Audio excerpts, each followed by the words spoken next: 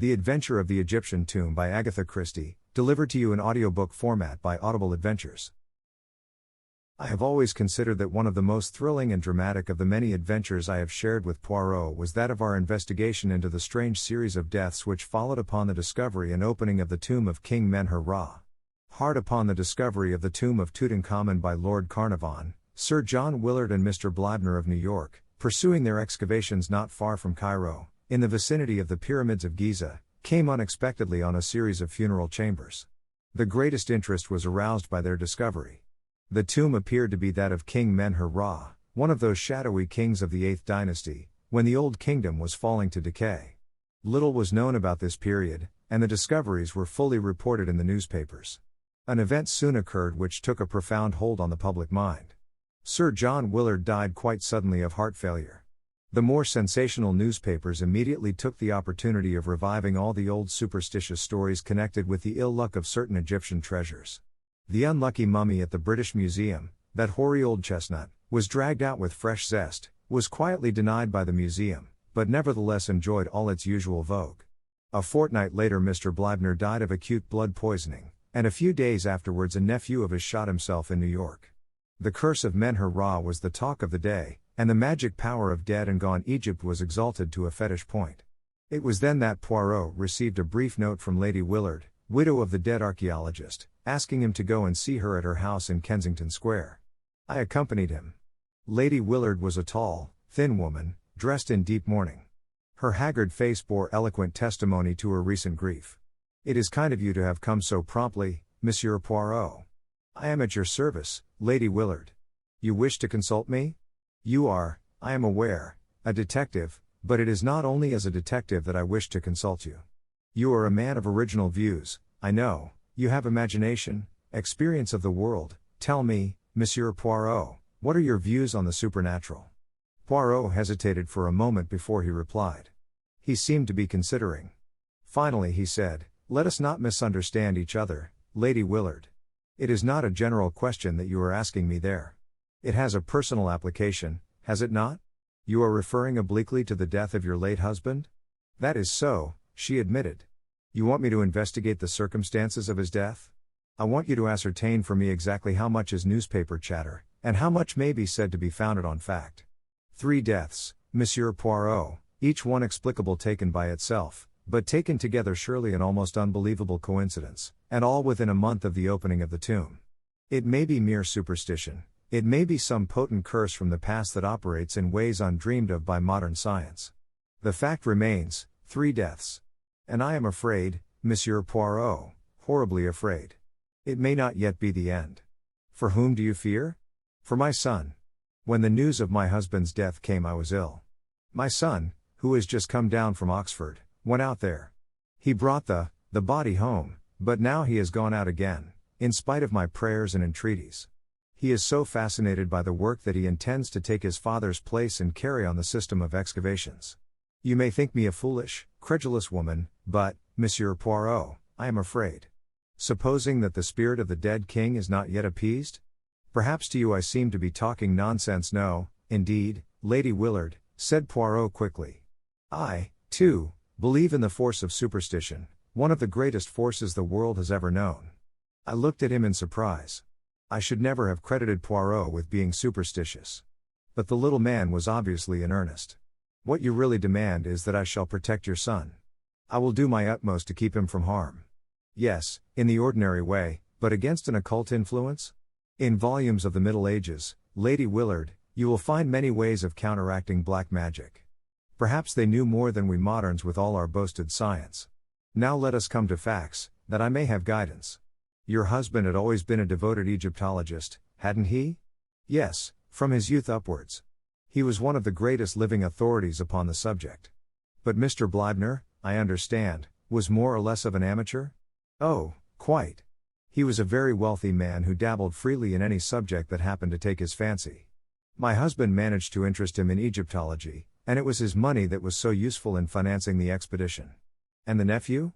What do you know of his tastes? Was he with the party at all?" "I do not think so. In fact I never knew of his existence till I read of his death in the paper. I do not think he and Mr. Bleibner can have been at all intimate. He never spoke of having any relations. Who are the other members of the party? Well, there is Dr. Toswell, a minor official connected with the British Museum, Mr. Schneider of the Metropolitan Museum in New York, a young American secretary, Dr. Ames, who accompanies the expedition in his professional capacity, and Hassan, my husband's devoted native servant. Do you remember the name of the American secretary? Harper, I think, but I cannot be sure. He had not been with Mr. Bleibner very long, I know. He was a very pleasant young fellow. Thank you, Lady Willard. If there is anything else? For the moment, nothing. Leave it now in my hands, and be assured that I will do all that is humanly possible to protect your son. They were not exactly reassuring words, and I observed Lady Willard wince as he uttered them. Yet, at the same time, the fact that he had not pooh-poohed her fears seemed in itself to be a relief to her. For my part, I had never before suspected that Poirot had so deep a vein of superstition in his nature. I tackled him on the subject as we went homewards. His manner was grave and earnest. But yes, Hastings. I believe in these things. You must not underrate the force of superstition. What are we going to do about it? Toujours pratique, the good Hastings. Eh bien, to begin with, we are going to cable to New York for fuller details of young Mr. Bleibner's death. He duly sent off his cable. The reply was full and precise. Young Rupert Bleibner had been in low water for several years. He had been a beachcomber and a remittance man in several South Sea islands, but had returned to New York 2 years ago, where he had rapidly sunk lower and lower. The most significant thing, to my mind, was that he had recently managed to borrow enough money to take him to Egypt. "I've a good friend there I can borrow from," he had declared. Here, however, his plans had gone awry. He had returned to New York cursing his skinflint of an uncle who cared more for the bones of dead and gone kings than his own flesh and blood. It was during his sojourn in Egypt that the death of Sir John Willard occurred. Rupert had plunged once more into his life of dissipation in New York, and then, without warning, he had committed suicide, leaving behind him a letter which contained some curious phrases. It seemed written in a sudden fit of remorse.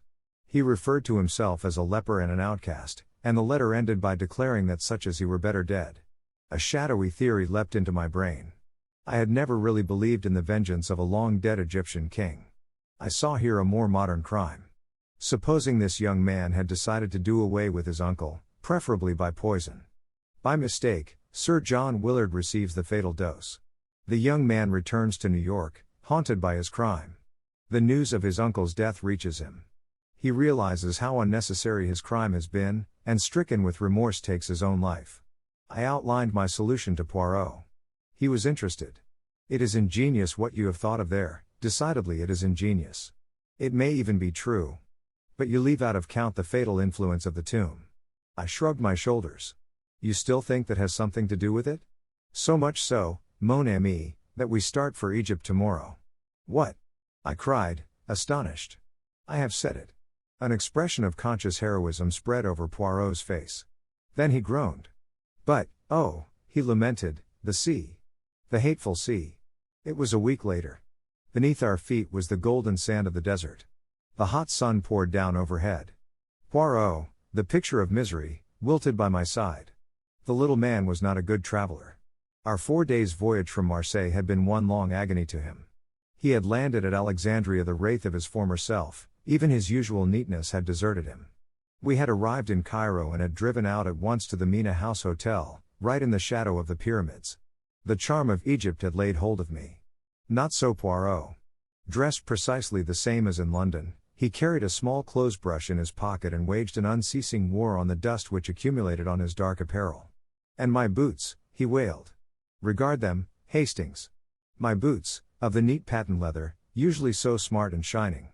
See, the sand is inside them, which is painful, and outside them, which outrages the eyesight. Also the heat, it causes my mustaches to become limp, but limp. Look at the Sphinx," I urged. "Even I can feel the mystery and the charm it exhales." Poirot looked at it discontentedly. "It has not the air happy," he declared. "How could it, half buried in sand in that untidy fashion? Ah, this cursed sand. Come, now, there's a lot of sand in Belgium," I reminded him, mindful of a holiday spent at Nocca-sur-Mer in the midst of Les Dunes Impeccables as the guidebook had phrased it. "Not in Brussels," declared Poirot. He gazed at the pyramids thoughtfully. "It is true that they, at least, are of a shape solid and geometrical, but their surface is of an unevenness most unpleasing. And the palm trees, I like them not. Not even do they plant them in rows. I cut short his lamentations, by suggesting that we should start for the camp. We were to ride there on camels, and the beasts were patiently kneeling, waiting for us to mount, in charge of several picturesque boys headed by a voluble dragoman. I pass over the spectacle of Poirot on a camel. He started by groans and lamentations and ended by shrieks, gesticulations and invocations to the Virgin Mary and every saint in the calendar. In the end, he descended ignominiously and finished the journey on a diminutive donkey. I must admit that a trotting camel is no joke for the amateur. I was stiff for several days. At last we neared the scene of the excavations. A sunburnt man with a grey beard, in white clothes and wearing a helmet, came to meet us. Monsieur Poirot and Captain Hastings? We received your cable. I'm sorry that there was no one to meet you in Cairo. An unforeseen event occurred which completely disorganized our plans. Poirot paled. His hand, which had stolen to his clothes-brush, stayed its course.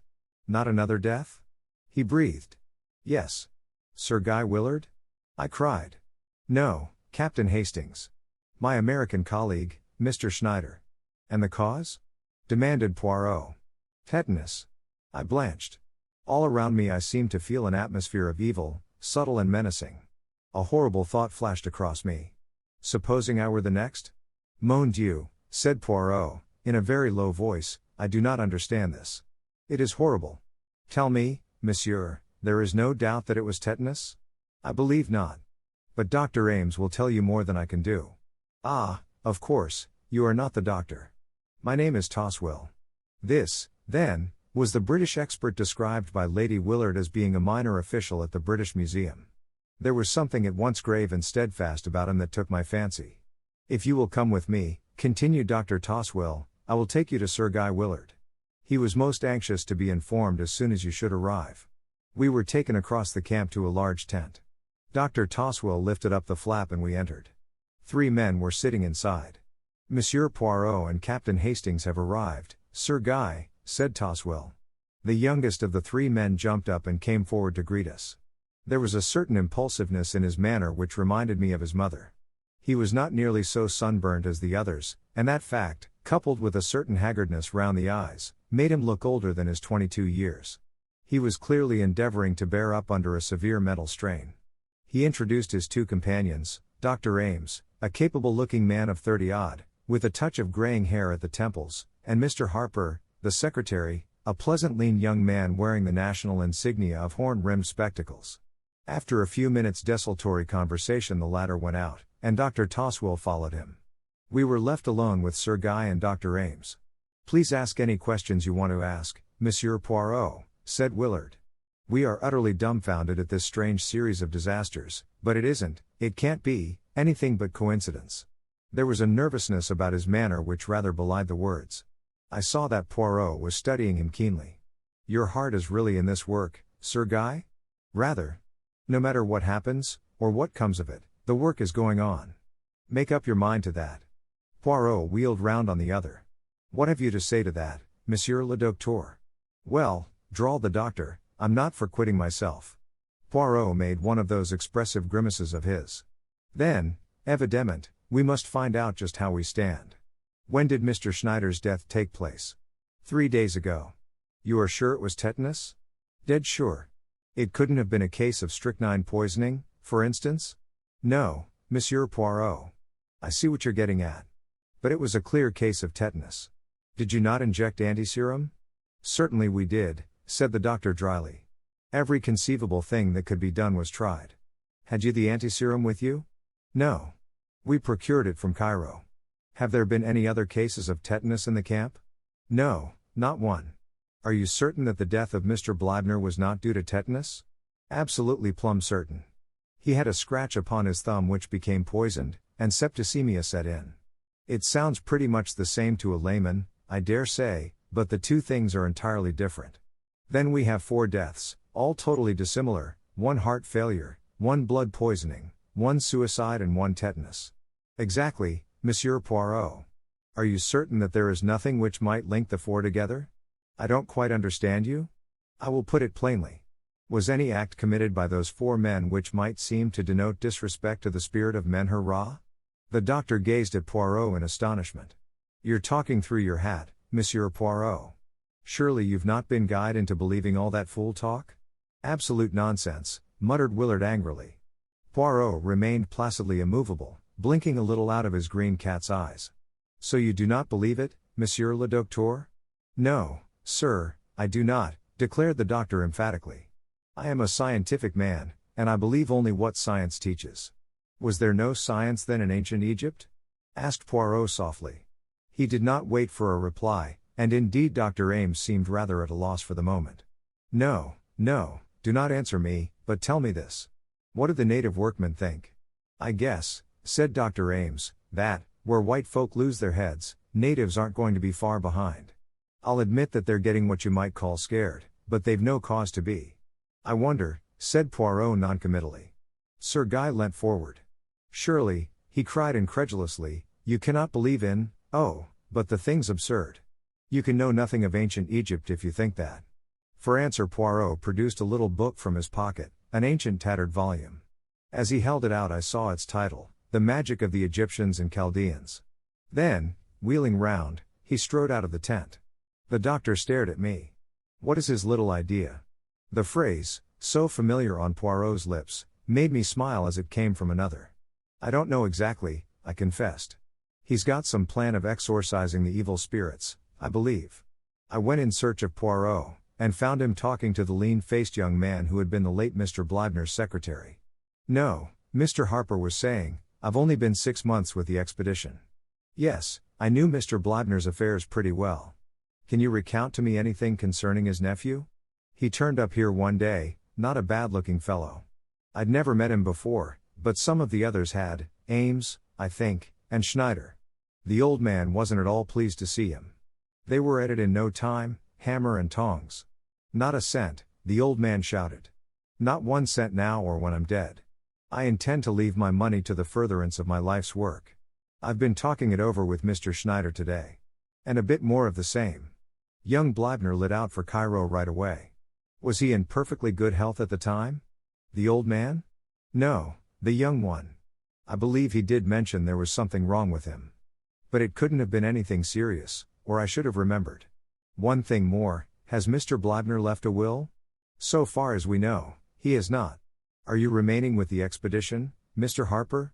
No, sir, I am not. I'm for New York as soon as I can square up things here. You may laugh if you like, but I'm not going to be this blasted old Men-Hurrah's next victim. He'll get me if I stop here. The young man wiped the perspiration from his brow. Poirot turned away. Over his shoulder he said with a peculiar smile, remember, he got one of his victims in New York. Oh, hell, said Mr. Harper forcibly. That young man is nervous, said Poirot thoughtfully. He is on the edge, but absolutely on the edge. I glanced at Poirot curiously, but his enigmatical smile told me nothing. In company with Sir Guy Willard and Dr. Toswell we were taken round the excavations. The principal finds had been removed to Cairo, but some of the tomb furniture was extremely interesting. The enthusiasm of the young baronet was obvious, but I fancied that I detected a shade of nervousness in his manner as though he could not quite escape from the feeling of menace in the air. As we entered the tent which had been assigned to us, for a wash before joining the evening meal, a tall dark figure in white robes stood aside to let us pass with a graceful gesture and a murmured greeting in Arabic. Poirot stopped. You are Hassan, the late Sir John Willard's servant? I served my lord Sir John, now I serve his son. He took a step nearer to us and lowered his voice. You are a wise one, they say, learned in dealing with evil spirits. Let the young master depart from here. There is evil in the air around us. And with an abrupt gesture, not waiting for a reply, he strode away. Evil in the air, muttered Poirot. Yes, I feel it. Our meal was hardly a cheerful one. The floor was left to Dr. Toswell, who discoursed at length upon Egyptian antiquities. Just as we were preparing to retire to rest, Sir Guy caught Poirot by the arm and pointed. A shadowy figure was moving amidst the tents. It was no human one, I recognized distinctly the dog-headed figure I had seen carved on the walls of the tomb. My blood literally froze at the sight. Mon Dieu, murmured Poirot, crossing himself vigorously. Anubis, the jackal-headed, the god of departing souls.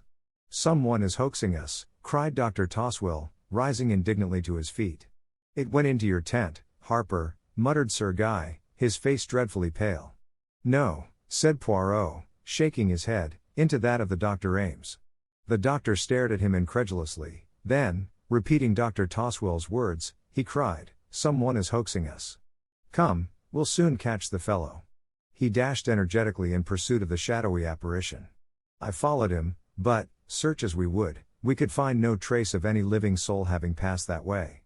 We returned, somewhat disturbed in mind, to find Poirot taking energetic measures, in his own way, to ensure his personal safety.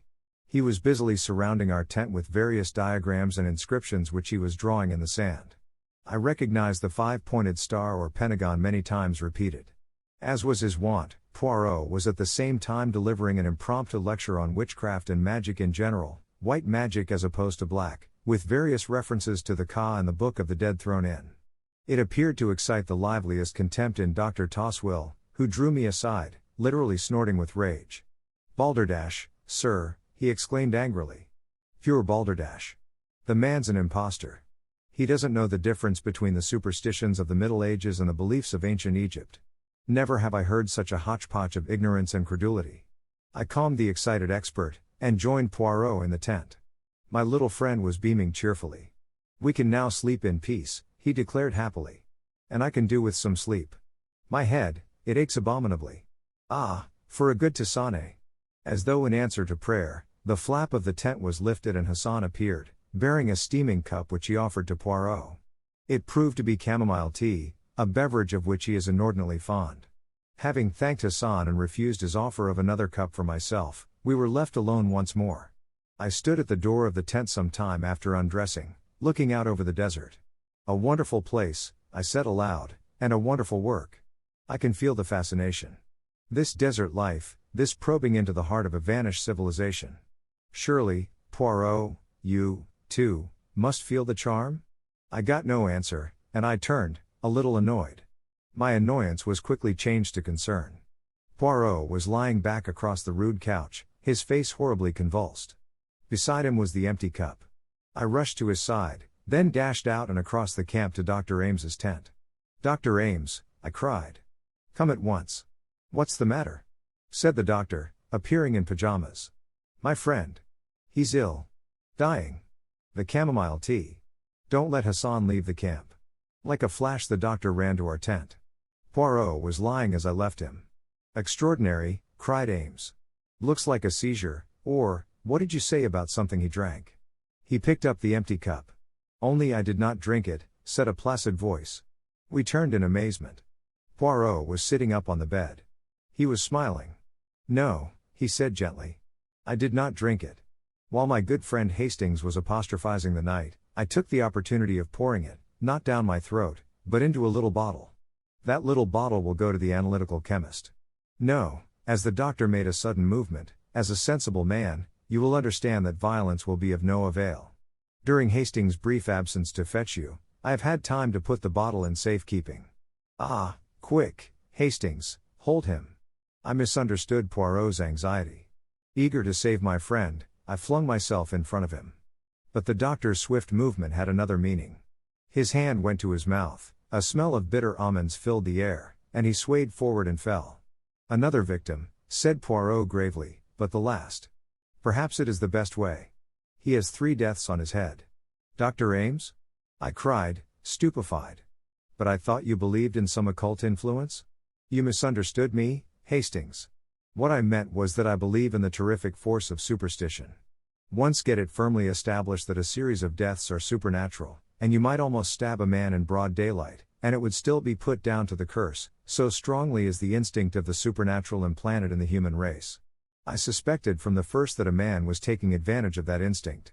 The idea came to him, I imagine, with the death of Sir John Willard. A fury of superstition arose at once. As far as I could see, nobody could derive any particular profit from Sir John's death. Mr. Bleibner was a different case. He was a man of great wealth. The information I received from New York contained several suggestive points. To begin with, young Bleibner was reported to have said he had a good friend in Egypt from whom he could borrow. It was tacitly understood that he meant his uncle, but it seemed to me that in that case he would have said so outright. The words suggest some boon companion of his own.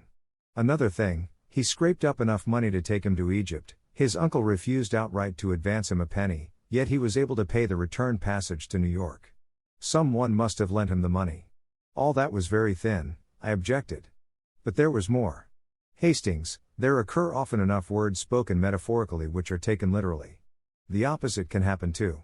In this case, words which were meant literally were taken metaphorically. Young Bleibner wrote plainly enough, "I am a leper," but nobody realized that he shot himself because he believed that he had contracted the dread disease of leprosy. What? I ejaculated. It was the clever invention of a diabolical mind. Young Bleibner was suffering from some minor skin trouble. He had lived in the South Sea Islands, where the disease is common enough. Ames was a former friend of his, and a well-known medical man. He would never dream of doubting his word. When I arrived here, my suspicions were divided between Harper and Dr. Ames, but I soon realized that only the doctor could have perpetrated and concealed the crimes, and I learnt from Harper that he was previously acquainted with young Bleibner. Doubtless the latter at some time or another had made a will or had insured his life in favor of the doctor. The latter saw his chance of acquiring wealth. It was easy for him to inoculate Mr. Bleibner with the deadly germs. Then the nephew, overcome with despair at the dread news his friend had conveyed to him, shot himself. Mr. Bleibner, whatever his intentions, had made no will. His fortune would pass to his nephew and from him to the doctor. And Mr. Schneider? We cannot be sure. He knew young Bleibner too, remember, and may have suspected something, or, again, the doctor may have thought that a further death motiveless and purposeless would strengthen the coils of superstition. Furthermore, I will tell you an interesting psychological fact, Hastings. A murderer has always a strong desire to repeat his successful crime, the performance of it grows upon him. Hence my fears for young Willard. The figure of Anubis you saw tonight was Hassan, dressed up by my orders. I wanted to see if I could frighten the doctor. But it would take more than the supernatural to frighten him. I could see that he was not entirely taken in by my pretenses of belief in the occult. The little comedy I played for him did not deceive him. I suspected that he would endeavor to make me the next victim. But in spite of la mer maudite, the heat abominable, and the annoyances of the sand, the little grey cells still functioned. Poirot proved to be perfectly right in his premises. Young Bleibner, some years ago, in a fit of drunken merriment, had made a jocular will, leaving my cigarette case you admire so much and everything else of which I die possessed, which will be principally debts to my good friend Robert Ames, who once saved my life from drowning. The case was hushed up as far as possible, and, to this day, people talk of the remarkable series of deaths in connection with the tomb of Men-Hur-Ra as a triumphal proof of the vengeance of a bygone king upon the desecrators of his tomb, a belief which, as Poirot pointed out to me, is contrary to all Egyptian belief and thought. The end. Thank you for listening to an audiobook from Audible Adventures. Make sure to find more entertaining audiobooks on the channel.